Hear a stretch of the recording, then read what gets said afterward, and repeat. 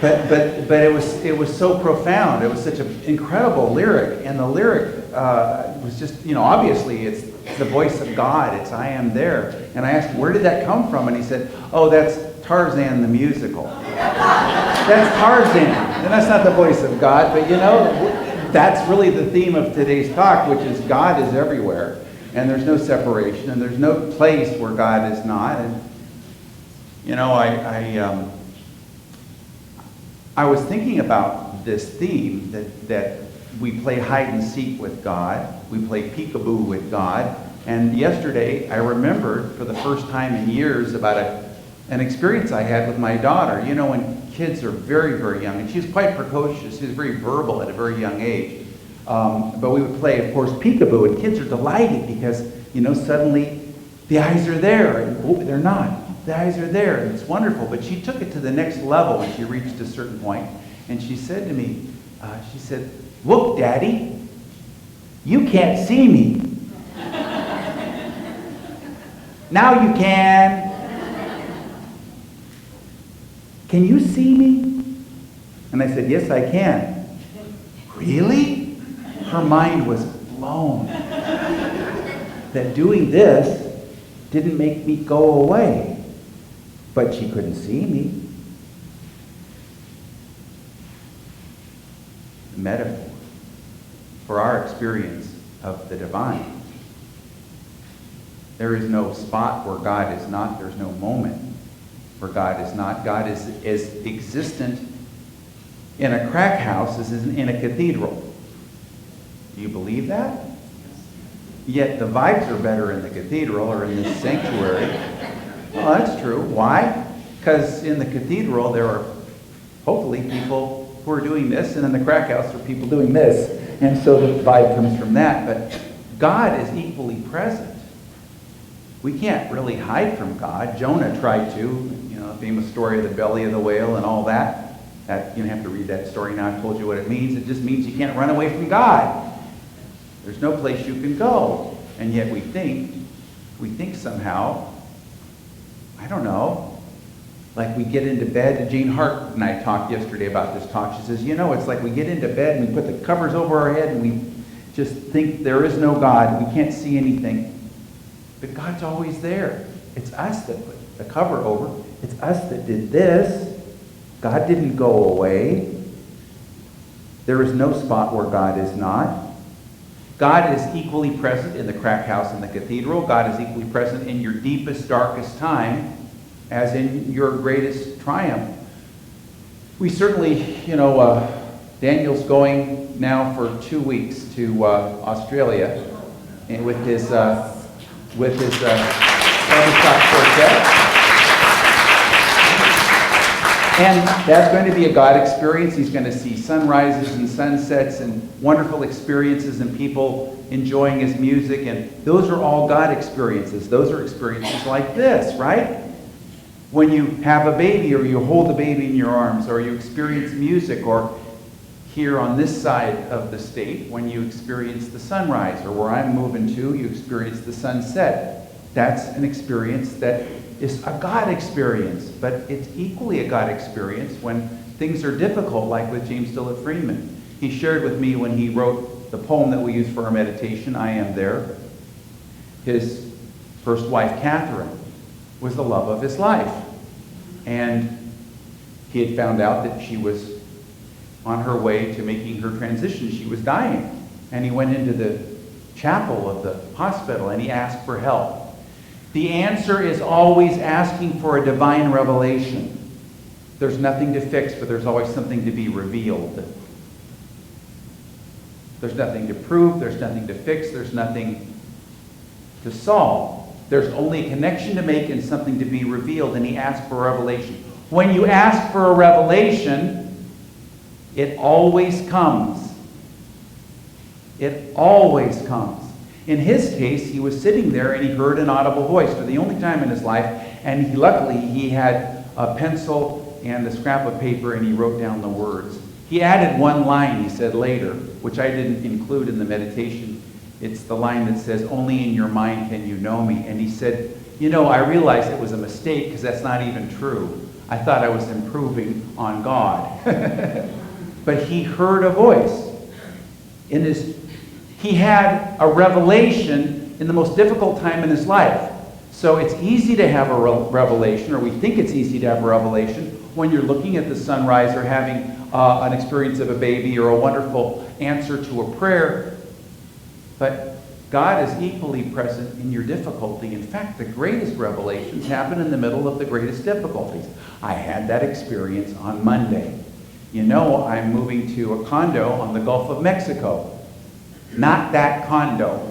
Because as I got into my car to drive to church on Monday morning, I saw a notification of an email, and I read it because it was from the leasing company, and the guy said, "We have found black mold. We have broken our relationship with the landlord. We wish you the best of luck. Kindest regards." What do you do in a situation like that? There is no place that God is not. You can't see me. And so I started up the car and I said, "Thank you, God, for this great opportunity." Together, thank you, God, for this great opportunity. Didn't look like a great opportunity. You know how hard it was to find that first condo? I mean, I looked, it was the only one that was even passable. And it was kind of dark. And in fact, it had one time had a beautiful porch. It's on the Gulf of Mexico with a view. And the guy had closed it off for some reason, and it had little tiny windows, but it still was the best place I could find. And I was real excited about moving there. So I got here, and I just decided I surrendered. Now here's the thing. When you decide that there's no place that God is not, and you ask for a divine revelation in the middle of what looks like something negative, and I want you to plug this into whatever you're dealing with, then what happens is you have to surrender to any and all possibilities in order to open up to your greatest possibility, whatever that is.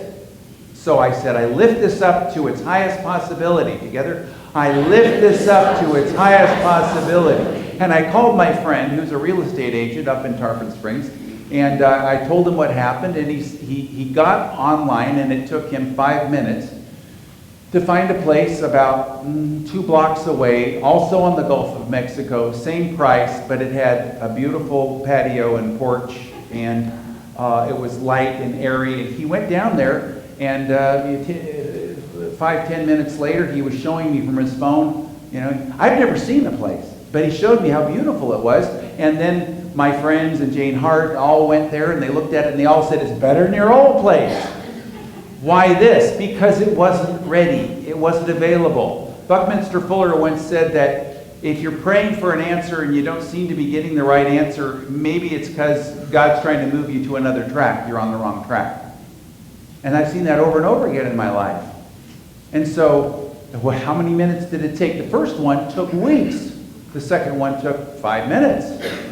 But I was surrendered, though. I was willing to, you know, if I needed to live in a residence inn and put my stuff in sort of whatever. It's okay. It doesn't make any difference. It's okay with me because thank you, God, for this great adventure. Together, thank you, God, for this great adventure. And it is a great adventure. We're watching the news and we see something we don't like. Thank you, God, for this great adventure because humanity is waking up. And it isn't ours to require humanity to wake up for us. It is ours to wake up for humanity and give humanity the space to figure it out like a child in Love and Logic.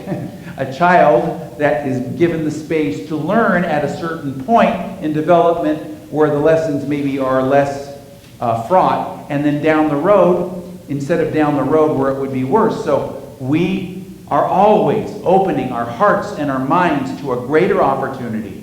Thank you, God, for this greater opportunity. Thank you, God, for lifting this up to its highest possibility. And then be flexible and allow. And this works great with kids, with being parent. This works great with all things in life. Letting it go, getting your fingerprints off of it, lifting things up to its highest possibility. And the answer came forth very quickly there, but it was okay. Whatever needed to happen, I was open to it. This happened in my very first experience of ministry. I was on the wrong track, but I didn't know it. I moved to Huntington Beach, California to start a Unity church, to pioneer a church.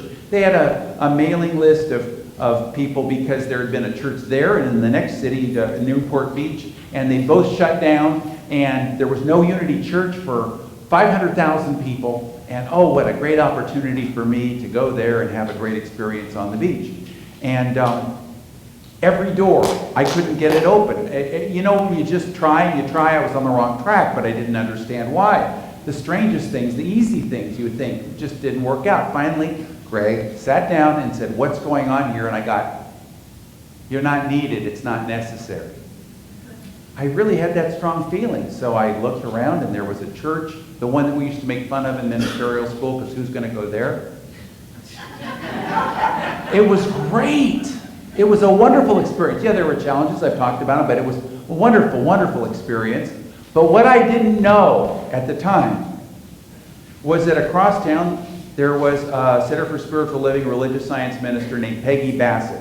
She had a church that had 80 people in it. She'd been there for 7 years. They'd grown from 40 to 80 people. They outgrew their rented facility, and they were going to build a building. They got verbal approval from the bank to get a loan, and they moved out of their rented facility into a mall where this mall was failing, so 2/3 of the places were empty, and which was significant because they were going to need it later.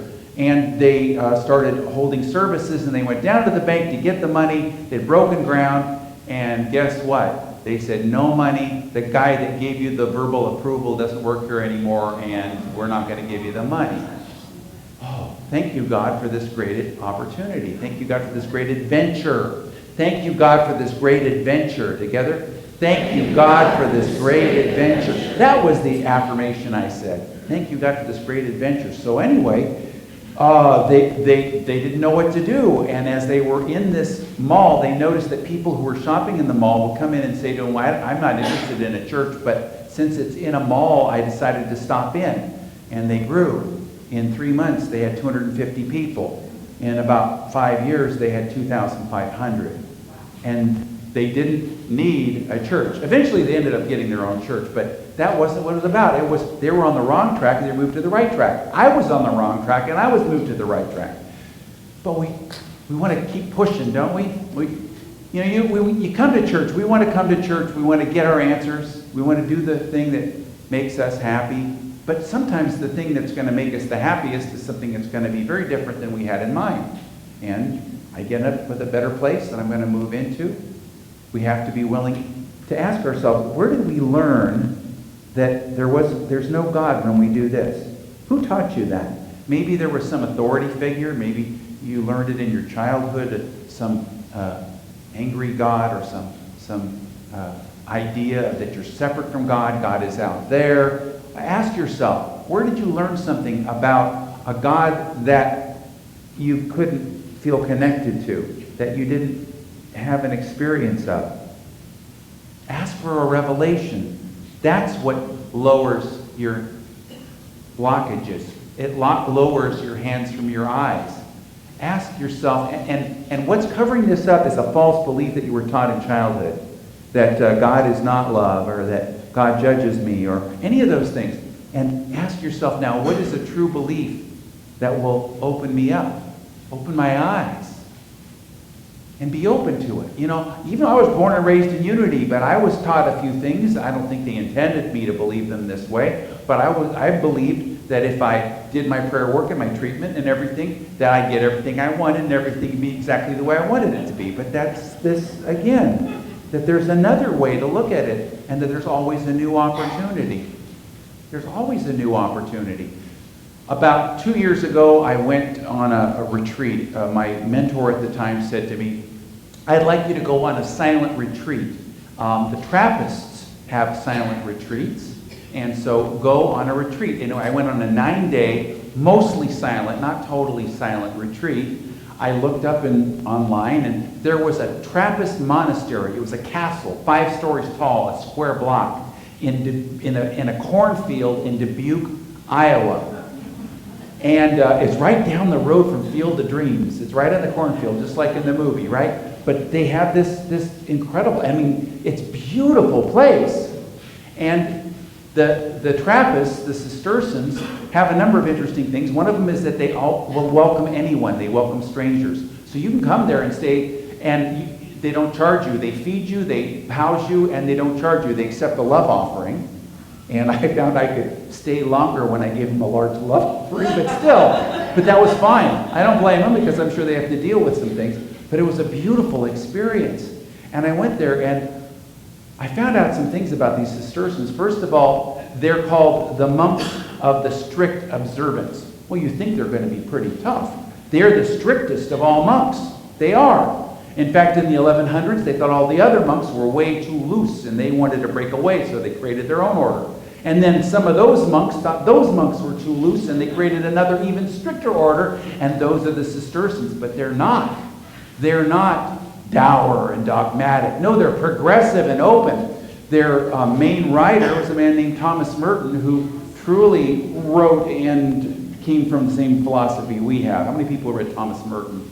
He's the best-selling Catholic mystic in the 20th century. And his assistant, after Merton died, told James Dillett Freeman, I want to come to work at Silent Unity after Merton died, because Merton had told him that this is the closest thing to what I believe in the West. He was also a student of Eastern mysticism, translated all the Taoist and Buddhist texts and the Hindu texts. He was best friends with the Dalai Lama and all of those things. So they're really progressive. I had an experience of that when they had 9 services a day starting at 3:30 a.m. So they really are strict. But they have this wonder, and they don't speak much at all. It's mostly silent, but they have periods of the day when they can speak. And I took advantage of one of them because I went to one of the services, and for some reason, I still don't understand it. It's the only service where you're not supposed to get up and walk out. You're supposed to wait for the monks to walk out first. And I still don't understand why, because I went in to see the abbot to apologize because I'd gotten up. I'm walking out, everybody's staring at me like, what's he doing? They weren't judgmental. They were just like, you don't understand. So I went in and I said, I just want to apologize. He said, what for? I said, well, I made a mistake. He said, a mistake? We don't allow mistakes around here. Well, the last time somebody made a mistake, it had something to do with jumper cables, and there was a woman sister in a corner who was singing Nearer My God to Thee.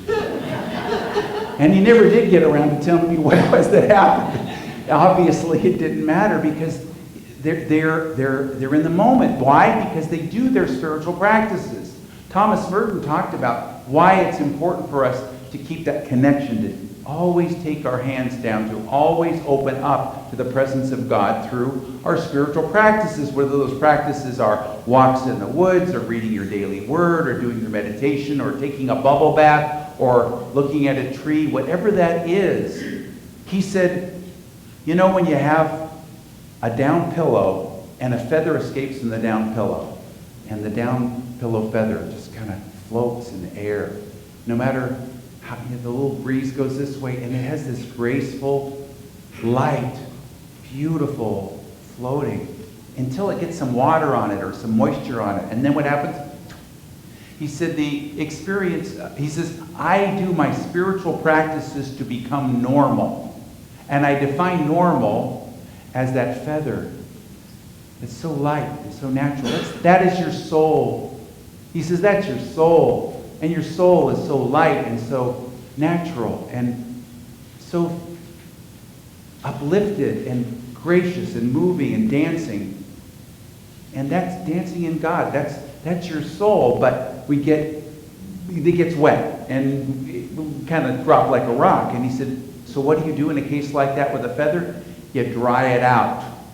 Your spiritual practices are you drying out your soul, drying out so that you will become lighter again. It's a beautiful analogy. And I experienced the lightness of these monks, and I had an experience of my lightness, and it wasn't some kind of a serious thing. It's about connecting. It's about connecting in a way that is an everyday experience. You are a soul in evolution, and you were experiencing in this lifetime. You have gone through eons and eons of time, and this is the lifetime in which you have chosen to become awakened enough that you can take the next spiritual step. The first time ever that it's not about outer religious observances, but an inner spiritual truth. The first opportunity you've ever had as a soul in all of your evolution over millennia to actually awaken and reconnect. To go from this, to open the eyes of your heart. And what a beautiful experience that is. So ask yourself, where can I open myself? How can I connect? There are no problems to solve. There is nothing to fix. There's only a connection to make. There's nothing to prove. There's only a revelation. And so ask. Ask and give thanks for your divine revelation, whether it's because of your condo or because of something else. Whatever it is that's in your life, open up to a possibility that there's something more, that there's always something more, and realize that the divine revelations that come to you most often come in the face of something that we call negative. But you know what? I mean, we always talk about, oh, how isn't it wonderful, Jesus had a resurrection or raised the dead or had a healing or this or that. Every one of those had to do with something really dreadful. The fourth, but it called forth the revelation. He called forth the revelation. When you're in a situation in your life, it is your opportunity, your extremity is the opportunity for you to call forth divine resources and to recognize that you are a soul in evolution, and that situation is only there to wake you up. To wake up. To wake up. To not just see this service and this sanctuary as a place to go to feel comforted so you can go home and have the same old, but to go, oh, there's something new I can do with my beingness, something new, but something that's right there. We don't have to do this anymore. And how fast can we recover from these things? You know, I heard somebody say that the great mystics are not those who don't make any mistakes. They're the ones who make more mistakes than the other people, but they recover from them faster, and they share their humility and their vulnerability with the people around them. And we think that our spirituality is something way off in the future, way outside of ourselves, and we get it all together, and we're perfect. None of that. This is the moment where the opportunity exists, and we can open up to that divine opportunity. So let's just open up to that opportunity and realize that your spiritual practices exist only so you can dry out. So let's dry out together. And let's just take a moment and to know that where we are, there's no place that we have to go. There's no spot where God is not. There's only this now moment. We don't have to change the circumstances or do anything. All we have to do is call forth a revelation. Thank you, God, for this great adventure. Thank you, God, for this great opportunity, whatever it is. Thank you, God, for myself just exactly as I am. Thank you, God, that this is the moment in which I take my hands away from my eyes and I let myself be found. I let myself find myself. I recognize that this is my opportunity. This is my adventure. Thank you, God. And so it is.